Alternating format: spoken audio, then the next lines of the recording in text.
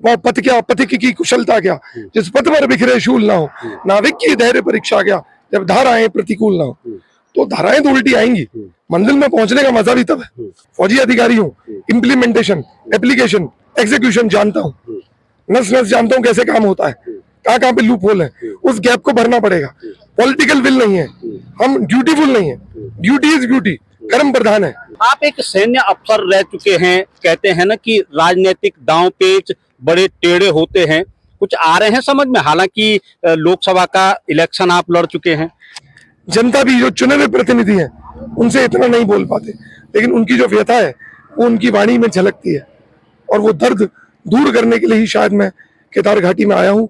ईश्वर और जनता दोनों, ईश्वर अपना आशीर्वाद और जनता अपना आशीर्वाद जरूर देगी। ऐसा क्या हुआ कि आप एक सैन्य अफसर हैं, और जहां तक मेरी जानकारी है चंडीगढ़ हरियाणा में संभवतः आप एमपी का चुनाव भी लड़ चुके हैं, और अब केदारनाथ में उपचुनाव। अग्निवीर की बात आई तो आप तो खुद सैन्य अफसर हैं, कैसी है ये अग्निवीर? आज एक ऐसे उम्मीदवार को चुनना चाहिए जो उनकी आवाज बन पाए। हमने सीडी चुनाव इसीलिए चुना कि ये जनता की आवाज है, उन लोगों के कान खोलेगी जो जनता की आवाज नहीं सुन रहे, उनकी बातों की अनदेखी कर रहे हैं। तो केदारनाथ विधानसभा आपके लिए एक नया है, चुनौतियां भी नई होंगी, मुश्किलें भी नई होंगी, दिक्कतें भी सामने होंगी। मैं इस क्षेत्र के लिए नया भी हूँ, लेकिन अगर मैं क्षेत्र के लिए काम कर दूंगा तो आपके लिए वो बेहतर है। कई बार साहब रिश्तेदार काम नहीं आते, पड़ोसी काम आ जाते हैं। मैं गढ़वाली कुमाऊनी उत्तराखंडी हूँ, तो मैंने ये कुमाऊनी परिधान, गढ़वाली परिधान अपने साथ लेके चला हूँ। ये मेरा पब्लिक अफेक्शन है कि मैं हमारे ही समाज से हूँ और हमारे ही समाज का काम करना चाहता हूँ। अगर कोई कहता है कि निर्दलीय व्यक्ति में ताकत नहीं है, मैं कहता हूँ निर्दलीय व्यक्ति में सबसे ज्यादा ताकत है, क्योंकि वो सरकार के खिलाफ बोल सकता है, वो सरकार का पर्दाफाश कर सकता है कि सरकार ने जो काम करना चाहिए, सारे संसाधन सरकार के पास है, वो नहीं करी। देखिए जनता, देखिए जनता, देखिए जनता। सबसे नमस्कार, मैं हूं सुनीत चौधरी और आप देख रहे हैं पहाड़ी सफरनामा। केदारनाथ विधानसभा में मैं इस समय मौजूद हूं और मेरे हाथ पे एक घोषणा पत्र भी है, चुनावी घोषणा पत्र, और देख सकते हैं आप एक प्रचार वाहन यहाँ पे है। साथ में है मेरे आरपी सिंह साहब, जो कि पूर्व सैनिक हैं, पूर्व सैन्य अधिकारी हैं और केदारनाथ विधानसभा उपचुनाव में प्रत्याशी भी हैं। मुलाकात इनसे हो गई भ्रमण के दौरान। सिंह साहब, पहले तो केदार घाटी में आप पहुंचे हैं, चुनावी माहौल चल रहा है, कैसा कैसा लग रहा है, उसके बाद मैं आपके बारे में भी जानूंगा। जब जब जनता से मिला, बच्चों ने, युवाओं ने, महिलाओं ने, बड़ों ने बहुत साथ दिया, बहुत प्यार दिया, गले से लगाया, अपना बनाया, और उनकी आंखों में एक आस है, उनकी एक दर्द की आहट जो मैं सुन पा रहा हूं, जो वो किसी से कह नहीं पाते। जैसे आप मुझसे सवाल कर सकते हैं, जनता भी जो चुने हुए प्रतिनिधि हैं उनसे इतना नहीं बोल पाते, लेकिन उनकी जो व्यथा है वो उनकी वाणी में झलकती है, और वो दर्द दूर करने के लिए ही शायद मैं केदार घाटी में आया हूँ। ईश्वर और जनता दोनों, ईश्वर अपना आशीर्वाद और जनता अपना आशीर्वाद जरूर देगी। नहीं, आशीर्वाद तो सबसे बड़ा, आपके वाहन पे तिरंगा लगा हुआ है, बाजू में तिरंगा लगा हुआ है। एक सैन्य अफसर होने के साथ साथ सौगात यही हिंदुस्तान की मिलती है। पहले कुछ अपने बारे में बताइए, क्या कुछ है? ये हमने तिरंगे की बात कर दी तो मैं ये बोलना चाहूंगा कि अन्य किसी भी चुनावी प्रत्याशी या किसी भी चुनावी पार्टी के चुनाव प्रचार में आपको तिरंगा नहीं दिखेगा। हमारे मुख्यमंत्री हो या हमारे प्रधानमंत्री हो या अन्य हमारे विधायक हो, सांसद हो, मैं सबसे ये आपके चैनल के माध्यम से आग्रह करूंगा कि हमें राष्ट्र के लिए, हमें झंडे के लिए काम करना चाहिए। कोई भी राष्ट्र, कोई भी प्रदेश केवल भूमि का हिस्सा नहीं है, वो उसमें रहने वाले लोगों से बना है। जब तक वहां पे रहने वाली जनता, वहां पे रहने वाले लोग, वहां पे रहने वाले नागरिक खुश नहीं है, उन्हें भौतिक सुख सुविधाएं नहीं मिली है, तब तक वो राष्ट्र उन्नत नहीं कहलाएगा। हम जब तिरंगा साथ लेके चलते हैं तो तिरंगे की भावना, राष्ट्रवादिता हमारे अंदर कूट कूट के झलकती है। हमारी वाणी में जो बात है वो हमारे मन में है। जब मन में है तो वाणी में है, और जब वाणी में है तो वो कर्मों में है। मनसा वाचा कर्मा जब तक एक नहीं होगा, तब तक हम सफलता की ओर अग्रसर नहीं होंगे। अच्छा सिंह साहब, ऐसा क्या हुआ कि आप एक सैन्य अफसर हैं और जहां तक मेरी जानकारी है चंडीगढ़ हरियाणा में संभवतः आप एमपी का चुनाव भी लड़ चुके हैं और अब केदारनाथ में उपचुनाव। देखिए, जो जनता की व्यथा है लगभग वो मेरी भी व्यथा है। हमारे अधिकारी, किसी भी स्तर के अधिकारी, किसी भी विभाग के अधिकारी हो, 30-31 तारीख के लिए सैलरी का इंतजार करते हैं। वो काम यदि कोई अच्छा अधिकारी करता भी है तो उसके हाथ रोक लिए जाते हैं ऊपर बैठे नेताओं के द्वारा। हर नेता 5 साल में अपनी कुर्सी आने का इंतजार करता है। मैं सभी की बात नहीं कर रहा हूँ, यहाँ पे इंग्लिश में एक फैक्टर है, नॉट ऑल फैक्टर, सभी ऐसे नहीं, कुछ एक्सेप्शंस हमेशा रहेंगे, लेकिन अधिकांश लोग, अधिकांश अधिकारी, अधिकांश नेतागण अपने दायित्व को पूरा नहीं कर रहे। यदि आज वो अपने दायित्व को पूरा कर रहे होते, जनता त्रस्त नहीं होती, उनकी बातों की, उनकी जरूरतों की अनदेखी नहीं होती, क्योंकि उनकी बातों की अनदेखी हुई है, क्योंकि जरूरतें पूरी नहीं हुई है। मैं कुछ उदाहरण से भी आपको बता सकता हूँ।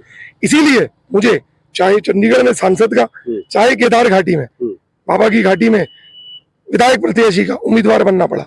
जनता का आशीर्वाद मिलेगा, प्रेम मिलेगा, और मैं रोल मॉडल बन के दिखाऊंगा कि कैसे 2.5 साल में बचे, क्योंकि उपचुनाव है, 2.5 साल बचे हैं, 2.5 साल में 5 साल का काम होता है। विधायक निधि कैसे इस्तेमाल की जाती है, कैसे उसमें पारदर्शिता होनी चाहिए, क्या एक विधायक का काम है, क्या एक सांसद का काम है, कैसे अधिकारियों से काम कराना पड़ता है। फौजी अधिकारी हूँ, इम्प्लीमेंटेशन, एप्लीकेशन, एग्जीक्यूशन जानता हूँ, नस नस जानता हूँ कैसे काम होता है, कहाँ पे लूप होल है, उस गैप को भरना पड़ेगा। पॉलिटिकल विल नहीं है, हम ड्यूटीफुल नहीं है, ड्यूटी इज ड्यूटी, कर्म प्रधान है, कर्म करने का साहस नहीं है, निर्भीक होके आदमी अपनी बात नहीं बोल पाता। जिस दल में व्यक्ति है तो काले को अगर गोरा बोलने को कहा जाए तो उसे बोलना पड़ेगा। हम निर्दलीय प्रत्याशी हैं, काले को काला, गोरे को गोरा बोल पाएंगे, जनता की आवाज सदन तक लेके जाएंगे। पार्टी का मैनिफेस्टो है, 20 बिंदु में 10 हुए, 10 नहीं हुए, कौन बोलेगा? पार्टी वाला? बिल्कुल नहीं, क्योंकि वो सत्ता में बैठा। जो सत्ता में नहीं बैठा वो निर्भीक होना चाहिए, वो निडर होना चाहिए। सदन में जाने के लिए ये मेरे प्रयास है। मैं सांसद पद का प्रत्याशी बना चंडीगढ़ से, और वहां से जितने निर्दलीय प्रत्याशी थे सब में सर्वप्रथम स्थान हमारा रहा, और ऊपर 5 लोग पार्टी वाले थे। जनता को ये समझना पड़ेगा कि पार्टी ऊपर नहीं है, जनता ऊपर है। जनता ने ही पार्टी को मत देके सत्ता में बिठाला। जनता आज निर्दलीय प्रत्याशी को अपना मत दे, निर्दलीय प्रत्याशी वो काम करके दिखाएगा जो एक पार्टी नहीं कर सकती। सिंह साहब, आप एक सैन्य अफसर रह चुके हैं, कहते हैं ना कि राजनीतिक दांव पेच बड़े टेढ़े होते हैं, कुछ आ रहे हैं समझ में? हालांकि लोकसभा का इलेक्शन आप लड़ चुके हैं। देखिए, जिसने लाल देखना है रंग, उसे लाल दिखेगा, जिसने रंग हरा देखना है उसे हरा दिखेगा। आप तो 3 रंग देख चुके हैं। मैं 3 रंग देख चुका हूँ, लेकिन सवाल यह है कि आपने यदि अच्छा करना है, आपके अंदर अगर सेवा का भाव है, आपके अंदर यदि पुरुषार्थ है, यदि आप कर्मठ है, यदि आप ईमानदार है, तो आप निर्भीक होंगे, अपनी राह पर चलेंगे। वह पथ क्या, पथिक की कुशलता क्या, जिस पथ पर बिखरे शूल ना हो, नाविक की धैर्य परीक्षा क्या, जब धाराएं प्रतिकूल ना हो। तो धाराएं तो उल्टी आएंगी, मंजिल में पहुंचने का मजा भी तब है। लेकिन हमें रोल मॉडल बन के बताना पड़ेगा कि जिस रास्ते पे पॉलिटिकल पार्टी आज चली है वो ठीक नहीं है।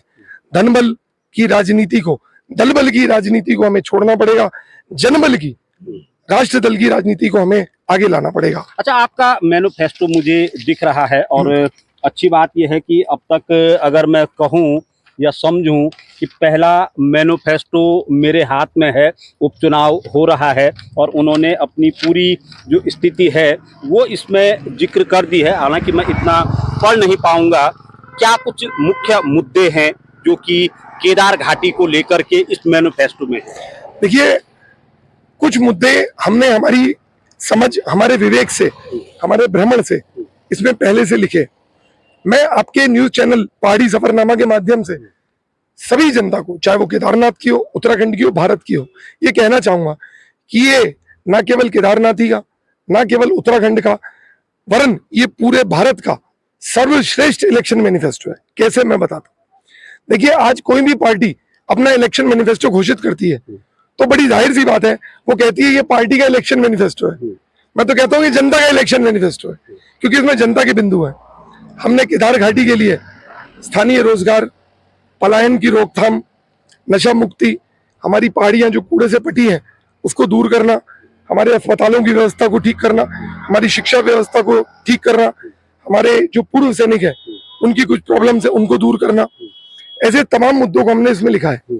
उत्तराखंड की अगर मैं बात करूं तो कृषि को बढ़ावा देना, उत्तराखंड की अगर मैं बात करूं तो पर्यटन को बढ़ावा देना, भू कानून के लिए बात करेंगे। राष्ट्रीय स्तर पर अगर बात करूं तो अग्निवीर योजना, हमारा उत्तराखंड एक सैन्य बहुल क्षेत्र है, इसमें जितने भी युवा हैं, मैं पहले कई बार कई पहाड़ियों में घूमा, बच्चे दौड़ते दिखते थे सुबह शाम, आज एक बच्चा मुझे दौड़ता हुआ नहीं दिख रहा। क्यों नहीं दिख रहा? क्योंकि कहीं ना कहीं इस नीति से वो डिमोरलाइज हो, उनका मोरल डाउन हुआ है। अग्निवीर के लिए आवाज उठाएंगे। अग्निवीर की बात आई तो आप तो खुद सैन्य अफसर हैं, कैसी है ये अग्निवीर?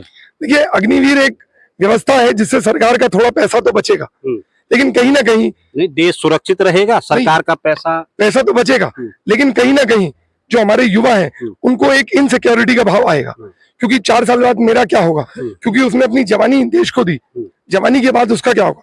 भले ही सरकार उसमें एक लमसम अमाउंट दे रही है, लेकिन एक बच्चे के जिसका दिमाग अभी बहुत ज्यादा मैच्योर नहीं हुआ है उसको एक इनसिक्योरिटी दिखती है, वो भविष्य क्या होगा वो बहुत ज्यादा दूर की नहीं सोच सकता। लेकिन अगर 17-18 साल का युवा फौज में जाता है और अपने प्राणों की बाजी लगाता है, सर्वोच्च बलिदान की बात करता है, तो उसको सरकार का दायित्व बनता है इसको सिक्योरिटी दे।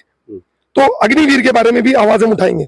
अभी डबल इंजन की सरकार कहते हैं, मैं कहता हूँ ट्रिपल इंजन की सरकार हो, क्योंकि यहाँ पर हाईएस्ट डेमोक्रेसी है भारत में, डेमोक्रेटिक डिसेंट्रलाइजेशन है, निचले पावदान तक इलेक्शन होते हैं। मैं कह रहा हूँ ट्रिपल या टेट्रा इंजन की सरकार हो, लेकिन अगर कोई नीति गलत है या जनता को वो ठीक नहीं लग रही तो किसी भी स्तर पर उसकी बात तो होगी नहीं। इसीलिए ऐसे उम्मीदवार चाहिए जो ये बात ऊपर तक लेके जाएं। Central government health scheme, OROP, सैनिक उससे परेशान है, वन रैंक वन पेंशन, और central government health scheme, GST में सरलीकरण, ऐसे तमाम मुद्दे हैं जो राष्ट्रीय स्तर पर अलग अलग विभागों में दिक्कत पैदा कर रहे हैं। कहने की बात किसी को है नहीं, सिस्टम एक किस्म से कईयों से सुना, मैं नहीं बोल रहा हूँ, हाईजैक हो गया।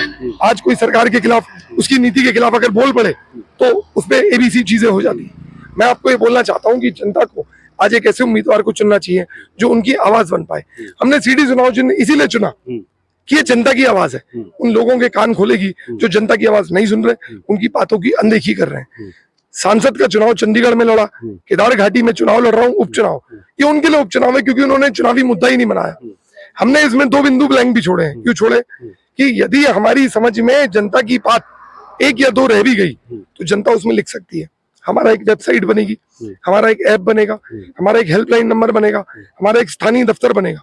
औसतन मैं आपके चैनल के माध्यम से बोलना चाहता हूँ, एक बार आपका विधायक आपसे प्रति सप्ताह मिलेगा, आपकी समस्याओं को सुनेगा। जब मिलेगा नहीं तो सुनेगा कैसे, सुनेगा नहीं तो समझेगा कैसे, समझेगा नहीं तो करेगा कैसे। तो हमने ये प्रावधान हमारे इस मैनिफेस्टो में लिखा हुआ है, और ऐसी तमाम चीजें हैं जो जनता के लिए हैं। हम जनता की आवाज बनेंगे और सरकार तक, सदन में वो बात उठाएंगे। मैं एक परसों मुझसे किसी ने पूछा कि साहब आप सड़क कैसे बनाएंगे, आप अस्पताल में एक्सरे मशीन कैसे लाएंगे, आप अल्ट्रासाउंड मशीन कैसे लाएंगे, विधायक निधि तो केवल इतने करोड़ ही रुपए है। मैं उनको ये बताना चाहता हूँ, मैं किसी से बहस नहीं करना चाहता। देखिए, अलग अलग स्टेक होल्डर्स होते हैं जिनकी वो जिम्मेदारी है, उन जिम्मेदार लोगों को बताएंगे आपकी जिम्मेदारी है, आपको एक काम है करना पड़ेगा। चाहे वो काम सरकार का हो, चाहे वो काम अधिकारियों का हो, चाहे वो काम किसी विधायक का हो, चाहे वो काम किसी सांसद का हो। अगर रोड बनाना नहीं है तो उस विभाग की जिम्मेदारी है वो बनाएगी। हम हिलाएंगे उनको, हम जगाएंगे उनको, और जनता को ये पर्दाफाश करेंगे कि ये संबंधित व्यक्ति, ये स्टेक होल्डर काम नहीं कर रहा, उसे करना पड़ेगा। अच्छा सिंह साहब, एक बात मैं जरूर पूछना चाहूंगा, क्योंकि आपका कार्य क्षेत्र तो अगर मैं एक नौकरी वाली बात कहूं, सेवा वाली बात कहूं, तो वो संपूर्ण भारत रहा होगा। अब क्योंकि राजनीतिक क्षेत्र की अगर मैं बात करूं तो केदारनाथ विधानसभा आपके लिए एक नया है, चुनौतियां भी नई होंगी, मुश्किलें भी नई होंगी, दिक्कतें भी सामने होंगी। देखिए, जब तक किसी भी कार्य को करने में चुनौती नहीं है, मजा नहीं है। आपने अखरोट खाया होगा, सबसे ज्यादा ताकत है उसमें, उसे तोड़ने में थोड़ा श्रम लगता है, लेकिन ताकत भी उतनी ही मिलती है। जहां तक भौगोलिक परिस्थिति की बात है, मैं उत्तराखंडी हूँ, मैं उत्तराखंडी सबूत हूँ, भारत का लाल हूँ, फौजी रहा हूँ, और पहाड़ मेरा क्षेत्र है, तो पहाड़ में काम करेंगे। केदार घाटी से बढ़िया जगह आप मुझे बताइए उत्तराखंड में और बेहतर क्या होगी, जहां पर सेवा का अवसर मिलेगा, जहां पर काम का अवसर मिलेगा, और चुनौती से घबराने वाला नहीं हो। अगर कोई घर ऊपर दिखता है चोटी पे चढ़ जाते हैं, कोई नीचे खड्ड में दिखता है नीचे उतर जाते हैं, आशीर्वाद लेते हैं सबका, प्रेम करते हैं, गले मिलते हैं, तो चुनौतियों से घबराना नहीं है। काम करेंगे और जब जब नई चीजें आएंगी उन्हें सीखेंगे, अपनाएंगे। मान लीजिए किसी के लिए क्षेत्र पुराना है, अगर वो काम नहीं करता, क्या फायदा क्षेत्र पुराना होने से? आपका एक बहुत पुराना मित्र है, जानते बड़े अच्छे से, आपके साथ नहीं दिया, तो उस मित्र का क्या करेंगे? जानते बड़े समय से। मैं इस क्षेत्र के लिए नया भी हूं, लेकिन अगर मैं क्षेत्र के लिए काम कर दूंगा तो आपके लिए वो बेहतर है। कई बार साहब रिश्तेदार काम नहीं आते, पड़ोसी काम आ जाते हैं। तो जो कार्य करे, मैंने तो बोला भगवत गीता में लिखा है कर्म प्रधान है, ड्यूटी इज ब्यूटी। और मैं पुरुषार्थी व्यक्ति हूँ, कर्मठ व्यक्ति हूँ, काम करना जानते हैं। काम काम काम। आपने एक शब्द बोला, राजनीतिक पृष्ठभूमि में आपके लिए क्षेत्र नया है। मैं तो इसे राजनीति बोलता ही नहीं, मैं तो इसे काजनीति बोलता हूँ। अच्छा, राजनीति कुछ नहीं होता। अंग्रेज चले गए, मुगल चले गए, अब कैसा राज? कोई कहीं का राजा है क्या? वो मंत्री शब्द भी गलत है। मैं तो बोल रहा हूँ हम काम करने आए हैं। आज पिछले किसी न्यूज चैनल में मैंने बोला, हमारे प्रधानमंत्री हो या किसी भी प्रदेश के मुख्यमंत्री हो, मेरा किसी पॉलिटिकल पार्टी से कोई लड़ाई नहीं है, कोई रोष नहीं है। मैं केवल ये बोलना चाहता हूँ, वो प्रधानमंत्री या वो मुख्यमंत्री उस पूरे राष्ट्र के हैं और वो उस पूरे राज्य के हैं। वो किसी पार्टी के नहीं है, वो पार्टी इससे है। और वो किसी चुनाव प्रचार में अगर लगेंगे तो ये चीज नैतिकता के दायरे से बाहर हो जाएगी, क्योंकि उनका काम अभी राज्य संभालना है, उनका काम अभी राष्ट्र संभालना है। उनका काम अपनी पार्टी के उम्मीदवार को जताना नहीं है। वो जब इलेक्शन नहीं जीते थे तब वो उस पार्टी के थे, अभी वो जब इलेक्शन जीत के आ गए हैं, चुन के आ गए हैं राधर, तो वो उस राज्य के हैं और देश के लिए हैं। बाकी पार्टी वालों को काम करने दीजिए। अच्छा सिंह साहब, आपके सर पे तो सिख समाज की जो सबसे पवित्र पगड़ी होती है वो धारण किए हुए हैं, साथ में मुझे एक टोपी भी दिख रही है जो कि गढ़वाल की पहचान है। जी देखिए, केसरी रंग साहस का प्रतीक है, सफेद रंग शांति का प्रतीक है और हरा रंग उन्नति का प्रतीक है। और जो हमारा चक्र है नीले रंग का, वो बहादुरी भी बताता है और 24 घंटा हम काम करें, पुरुषार्थ करें, ये बात बताता है। सर पर केसरी पगड़ी का मतलब है कि हम सेवा भाव से, साहस के भाव से काम करने उतरे हैं। और क्योंकि मैं गढ़वाली कुमाऊनी उत्तराखंडी हूं, तो मैंने ये कुमाऊनी परिधान, गढ़वाली परिधान अपने साथ लेके चला हूं। ये मेरा पब्लिक अफेक्शन है कि मैं हमारे ही समाज से हूं और हमारे ही समाज का काम करना चाहता हूं। राष्ट्र हित सबसे पहले, उसके बाद प्रदेश हित, उसके बाद हमारा क्षेत्र हित यानी कि केदार घाटी का हित, और जनता सबसे जुड़ी है। जैसा मैंने बोला, कोई भी क्षेत्र बिना जनता के नहीं बनता, वो भूमि का हिस्सा होता ही नहीं। जनता के लिए काम करेंगे, सेवा करेंगे और निर्भीक होकर करेंगे। किस तरीके से जनता का रिस्पांस मिल रहा है? तमाम क्षेत्रों में आप भ्रमण कर रहे होंगे, क्या कुछ मुख्य जो समस्याएं हैं वो निकल करके सामने आ रही है? एक मेरी बड़ी बहन पीठ पर सिलेंडर भोग के ले जा रही है, बहुत दर्द लगा। कहीं कहीं जगह रोड की कनेक्टिविटी नहीं है, कहीं तो अच्छी खासी चौड़ी रोड है, लेकिन दूरस्थ गांवों में रोडों की कनेक्टिविटी नहीं है। लोगों को अपना दिनचर्या का सामान ले जाने में बहुत दिक्कत होती है।